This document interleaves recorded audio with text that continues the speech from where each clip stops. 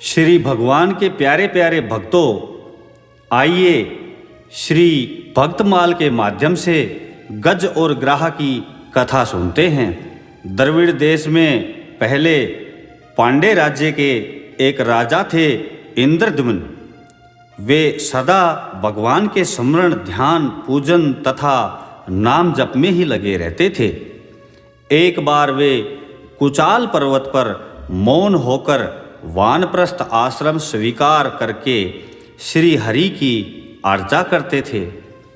उसी समय वहाँ शिष्यों के साथ अगस्त जी पधारे। राजा उस समय भगवान के पूजन में लगे थे, अतः न तो कुछ बोले और न उन्होंने उठकर मुनि का सत्कार ही किया। अगस्त जी को इससे क्रोध आ गया। उन्होंने शाप देते हुए कहा, यह मूर्ख मतवाले हाथी की भांति बन गया है। ब्राह्मण का यह अपमान करता है, अतः इसे हाथी की योनि प्राप्त हो। श्राप देकर अगस्त जी चले गए।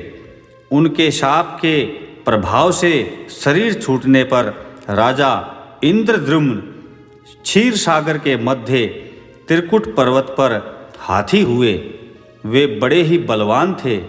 उनके भय से वहाँ व्याघ्र सिंह भी गुफाओं में छिप जाते थे।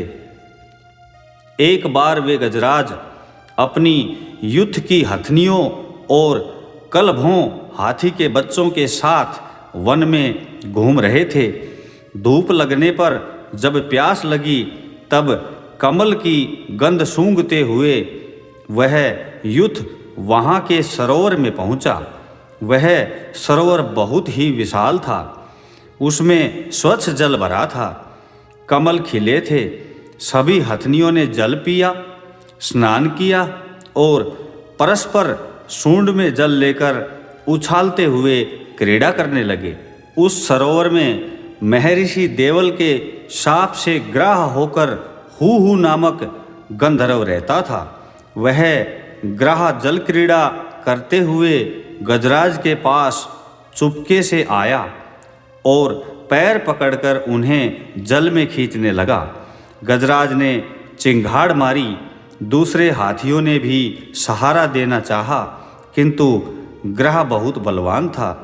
दूसरे हाथी शीघ्र ही थक गए। कभी ग्राह जल की ओर खींच लेता और कभी गजराज उसे किनारे की तरफ खींच लेते। इस प्रकार बराबर दोनों एक दूसरे को खींचते रहे।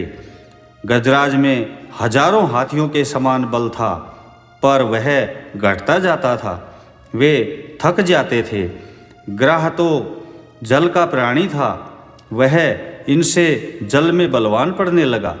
जब ग्राह के द्वारा खींचे जाते गजेंद्र बिल्कुल थक गए, उन्हें लगा कि अब डूब जाएंगे। तब उन्होंने भगवान की शरण लेने का निश्चय किया। पूर्व जन्म की आराधना के प्रभाव से उनकी बुद्धि भगवान में लगी। पास से एक कमल पुष्प तोड़कर सूंड में उठाकर वे भगवान की स्तुति करने लगे। जब कोई अत्यंत कातर होकर भगवान को पुकारता है, तब वे दया में एक क्षण की भी देर नहीं करते। कातर कंठ से गजराज भगवान की स्तुति कर रहे थे। देवता भी उनके स्वर में स्वर मिलाकर भगवान का स्तवन कर रहे थे। उसी समय भगवान गरुड़ पर बैठे वहाँ प्रकट हो गए। भगवान का दर्शन करके गजराज ने वह पुष्प ऊपर उछाल कर कहा, नारायण निखिल जगत के गुरु भगवान, आपको नमस्कार है। आते ही भगवान ने एक हाथ से गजराज को ग्राह के सहित जल में से निकालकर पृथ्वी पर रख दिया।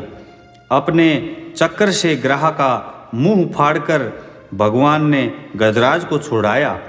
भगवान के चक्र से मरकर ग्राह ऋषि के श्राप से छूटकर फिर गंधर्व हो गया। उसने भगवान की स्तुति की और उनकी आज्ञा लेकर अपने लोक को चला गया। गजराज को भगवान का स्पर्श मिला था।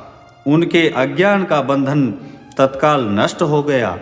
उनका हाथी का शरीर सुंदर दिव्य चतुर्भुज रूप में परिणित हो गया। भगवत पार्षदों का रूप पाकर वे भगवान के साथ उनके नित्य धाम पहुँच गए।